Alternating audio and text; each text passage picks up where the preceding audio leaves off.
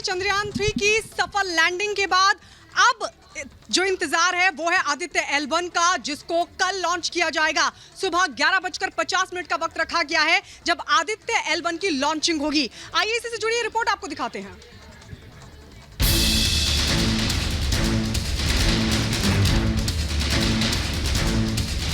सूर्य के विस्तृत अध्ययन के लिए ISRO Aditya L1 mission launch करने जा रहा है।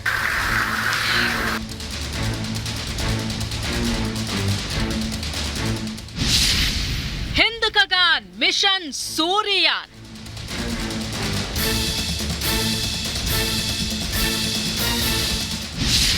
चंद घंटे बाद भारत की नई उड़ान।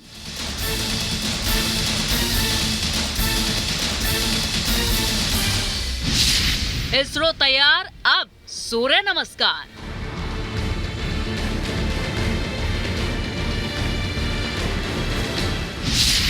आदित्य L1 का काउंटडाउन शुरू। सूर्ययान मिशन आदित्य L1 का फाइनल काउंटडाउन शुरू हो चुका है। तारीख है अब से चंद घंटे बाद यानी 2 सितंबर। जगह सतीश धवन स्पेस सेंटर श्रीहरिकोटा। वक्त सुबह 11:50। ये वो समय जब सूरज पर जाने के लिए आदित्य L1 का PSLV एक्सले रॉकेट से प्रक्षेपण होगा।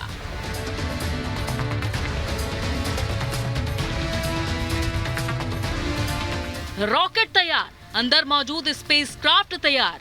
बस अब इंतजार है लॉन्चिंग का, जिसके बाद सिर्फ इसरो सेंटर से ही नहीं बल्कि पूरे देश से ऐसी ही तस्वीर सामने आएंगी। पूरा देश ऐसे में एक बार फिर से खुशी से झूम उठेगा।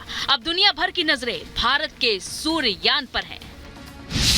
सूर्ययान धरती से 15 लाख किलोमीटर दूर तक जाएगा। आदित्य L1 इस दूरी को 4 महीने में पूरा करेगा। धरती से सूरज की दूरी 15 करोड़ किलोमीटर है। अभी तक हम चंद्रमा की तरफ जा रहे थे, हम गए लगभग 4 लाख किलोमीटर। अब हम 15 लाख किलोमीटर जाएंगे सूर्य की तरफ। और L1 जो ऑर्बिट है उसमें अपने आदित्य जो हमारा अंतरिक्ष यान है उसको स्थापित करेंगे और 24 घंटे सूर्य पर नजर रखेंगे। ये जो सूर्य से नजर रखने के बाद जो हमारे रिजल्ट्स आएंगे उसके लिए सारी दुनिया बहुत ही उत्सुक है, क्योंकि सूर्य को समझना बहुत आवश्यक है। आदित्य L1 को लेकर कई सवाल हैं कि करीब 4.5 अरब साल पुराने सूरज पर, जो कि इस धरती से 15 करोड़ किलोमीटर दूर है, जहां तापमान 10 लाख 20 लाख डिग्री सेल्सियस होता है, वहां तक भारत का इसरो अपना मिशन कैसे भेजेगा। लेकिन उससे पहले भी ये जानना जरूरी है कि मिशन भेजकर होगा क्या और भारत क्या हासिल करना चाहता है। सूरज पृथ्वी के सबसे पास का स्टार है, इसलिए दूसरे स्टार के मुताबिक उसकी स्टडी की जा सकती है। सूरज के स्टडी के बाद हम अपने आकाश गंगा के बाकी तारों के बारे में जान सकते हैं। इसरो के मुताबिक मिशन के माध्यम से रियल टाइम से स्पेस वेदर पर सौर गतिविधियों के असर की स्टडी की जाएगी। Coronal heating, coronal mass ejection, pre flare और फ्लेयर गतिविधियों और उनकी विशेषताओं, गतिशीलता, स्पेस वेदर, पार्टिकल्स और फील्ड के प्रसार को समझना भी शामिल है। चैलेंजेस इसलिए बढ़ जाते हैं क्योंकि हम ऐसा मिशन पहली बार कर रहे हैं। हम सूरज को पढ़ने के लिए सूरज की साइड जा रहे हैं, तो प्रिसीजन के साथ 109 दिन की प्लानिंग के बाद हम उस पॉइंट पे पहुंचने वाले हैं। आदित्य L1 को लेकर कई सवाल भी हैं। सूरज का बाहरी मंडल 10 लाख डिग्री तक गर्म होता है, तो इसरो का स्पेसक्राफ्ट कैसे जाएगा? तो इसका जवाब भी जान लीजिए। आदित्य L1 को शुरुआत में पृथ्वी की निचली ऑर्बिट में स्थापित किया जाएगा।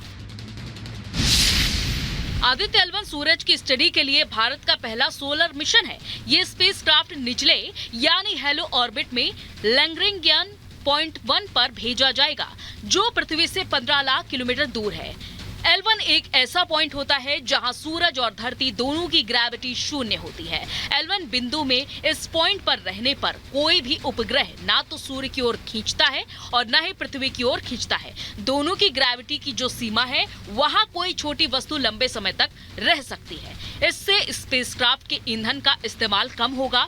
इस ऑर्बिट से स्पेसक्राफ्ट सूरज को बिना सूर्य ग्रहण के लगातार देख सकता है।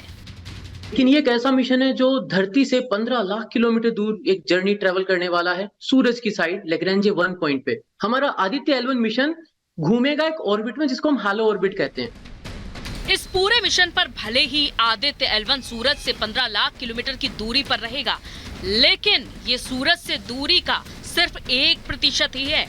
इस यात्रा को पूरा करने के लिए इस मिशन को 127 दिनों का समय लगेगा। सूरज का अध्ययन करने के लिए पहले भी कई स्पेसक्राफ्ट भेजे गए हैं। America, Germany, European space agency ने कुल मिलाकर अब तक 22 मिशन भेजे हैं। इनमें से एक ही मिशन फेल हुआ है, एक आंशिक रूप से सफल रहा। नासा ने अकेले 14 मिशन सूर्य पर भेजे हैं। इनमें से 12 मिशन सूर्य के ऑर्बिटर में है, यानी सूरज के चारों ओर चक्कर लगा रहे हैं। एक मिशन फ्लाई बाय है और दूसरा सैंपल रिटर्न था।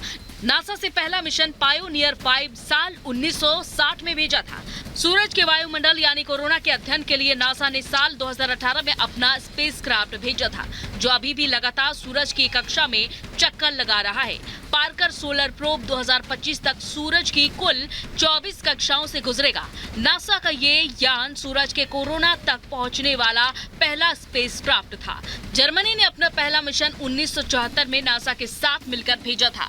यूरोपियन स्पेस एजेंसी ने पहला मिशन नासा के साथ मिलकर 1994 में भेजा था। अभी तक सूरज पर भेजे गए मिशन के बाद अब भारत अकेले अपना सूर्ययान सूरज पर भेज रहा है। मिशन आदित्य L1 की तैयारी करने वाले वैज्ञानिकों का दावा है कि भारत के इस मिशन पर लगे उपकरण अब तक सारे मिशन से बेहतर हैं और इससे सूरज की स्टडी करने से ज्यादा आसानी होगी।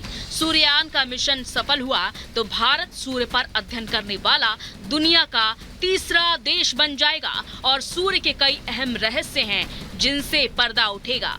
Bureau report, Republic Bharat.